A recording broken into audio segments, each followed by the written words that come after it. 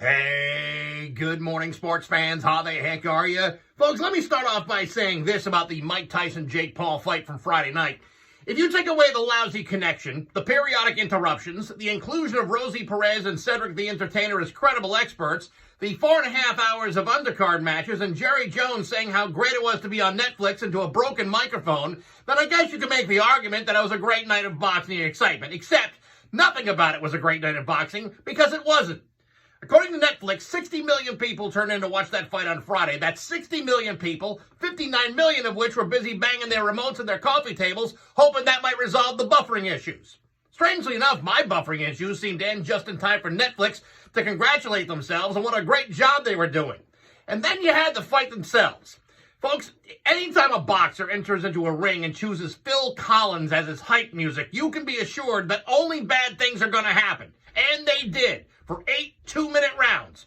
As a 27-year-old Jake Paul and the highly protected provisions and stipulations highlighted in the contract, they were able to beat a worn-down 58-year-old man. Now, some will suggest that the fight was rigged. Some will suggest that Mike Tyson intentionally tried not to kill Jake Paul. And others will tell you that putting a 58-year-old man in a boxing ring with a guy who's half his age was a terrible idea from the start. To which I would respond by saying, a boxing match that's been rigged? I never thought I'd live to see the day. Listen, I know that Quincy Jones and James Earl Jones are no longer in training, but what's next? Jake Paul against 98-year-old Dick Van Dyke? Jimmy Carter seems to have a little bit of a fight left in him. I hear Joe Biden's got some free time in his hands. How about picking some sparring partners at your local assisted living center? Listen, this fight was a sick and twisted farce, and 60 million people, including myself, bought into it, and Netflix made it happen.